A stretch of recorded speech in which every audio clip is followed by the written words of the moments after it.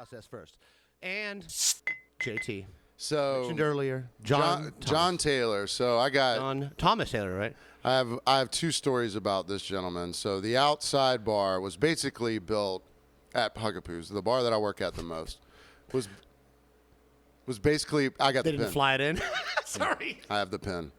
Was basically built Hold for that him. dick. It was basically built for him, and it was JT's bar or whatever. So he got sick, and so both of my parents died of cancer, and it was sort of like a quick thing. We're in the cancer club here. It was sort of a quick thing. My mother was in hospice before I knew it. You know, she passed. My dad had a mild heart attack or congestive heart failure, and he had already had multiple myeloma cancer, which he got from Agent Orange in Vietnam. So whenever he went in for the congestive heart failure, and I went down to Brunswick to go see him, he never came out of the. It wasn't a coma, but it was, whatever. He did come out once and go, Paxton, where am I? And then he went straight back, whatever. Not to bring this whole thing down, but. I'm looking for the ashtray. Thanks. So JT, God bless him, super close friend of mine. Pour the weakest drinks. He had this Vans hoodie that I loved. Oh, the big one was real big on him? Yeah, the Van, and I was like, man, I love that hoodie, man. He's like, oh, cool. Yeah, someone gave it to me, whatever. So he gets sick. And I knew he was sick, but I didn't know how sick he was. He came in one Tuesday, and he was like, hey, he looked bad, but, he had cancer, so it is what it is. He goes, hey, Paxton, man. I love the man. Wasn't like smoke show before cancer, though. I mean, he was hot. He was sexy. I was there only that at night you were 69. talking about, too. Yeah. So he comes in and he goes, oh, hey, man, I just wanted to, before I forget, I brought this hoodie for you. I just wanted to give it to you.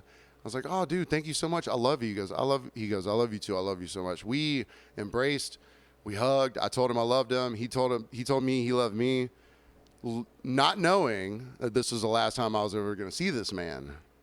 I was here the same night, buddy. And I'm having chills right now because I got to do with him what I didn't get to do with either of my parents.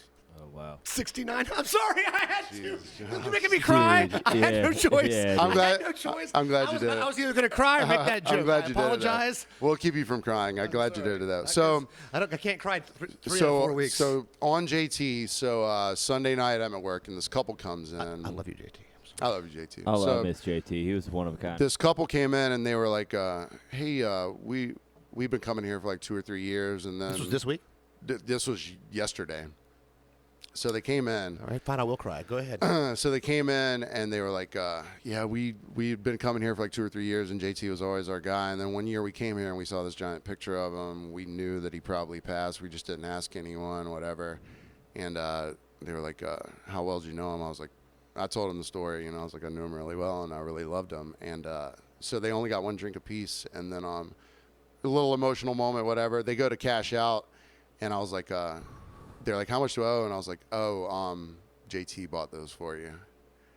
And it's what life is about. You told me 20 minutes ago. It's what life is You all told me about. 20 minutes ago, Yeah. and it's. it made me so happy. But just that's. Look, if those of you that live here, when you come to Tybee, that's what I can't explain to somebody. The love of Huckapoo's, of each other, and all. I mean, I leave these guys. I love you half the time.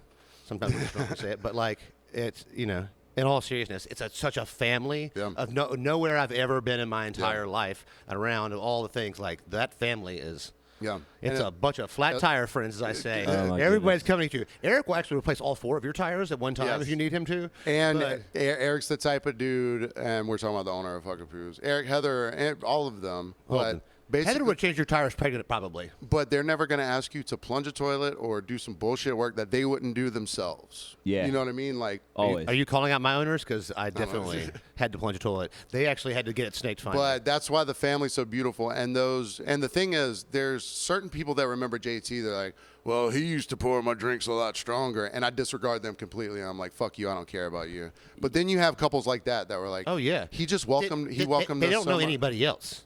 Right. The drink strong people are And just cheap fucks. and their opinion of him and their comment on him wasn't about how fucking strong he poured their drink or how drunk they got there. It was they wouldn't have cared if it was a half ounce. It was him as a human being Exactly. that touched them, And- and that's what means something to me. It's a human being touches you. Him and Mike together were crazy, and like They could not stop. Yeah, like it was almost like they were 69. trying to one up each other. But yeah, like the fact that JT, like God bless him wherever he's at, like he's like we're honoring him 69 episode. Like that's amazing. He would would have love that more than loved anything. this. If he And, like, I knew don't- that we broke it down like this about JT on our 69th You know what? episode.